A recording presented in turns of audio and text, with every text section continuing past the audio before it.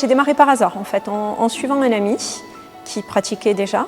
Et donc je l'ai accompagné un jour par hasard, et puis je l'ai accompagné une deuxième fois, et puis à la troisième, il m'a dit bah, tu devrais prendre un survêtement et essayer. Quand j'étais bien plus jeune, j'avais fait de la natation à l'époque, et j'en faisais en compétition. Et je me rappelle que ma maman m'avait demandé d'arrêter la compétition parce que je commençais à avoir des épaules un peu carrées et j'étais jeune à l'époque. Elle m'avait dit tu peux continuer à nager mais tu ne dois plus faire de compétition. Et du coup j'avais dit non, si je ne fais pas de compétition, j'arrête. Et j'ai trouvé comme ça d'autres disciplines et c'est pour ça que je pense que j'ai autant accroché avec le taekwondo, c'est que rapidement on m'a donné la possibilité, ou en tout cas une forme de confiance qui a fait que j'ai pu me lancer assez rapidement dans la compétition. Je dirais que c'est une passion exigeante. Mais à la fois gratifiante. Passion, exigence, dépassement de soi et beaucoup de respect.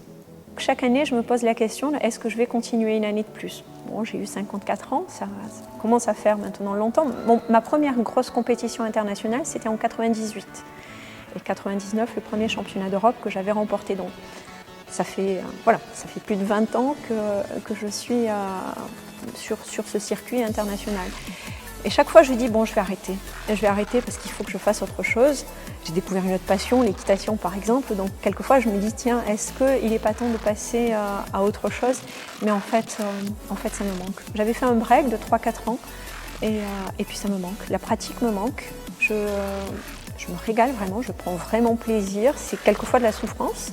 Il ne faut pas se le cacher, hein. Ça peut être exigeant. Mais j'en retire toujours du plaisir. Donc je pense que je vais continuer. Là, il y a une encore très belle échéance, le championnat du monde au Danemark. J'aimerais bien le faire encore une fois. Mon premier titre était justement au Danemark.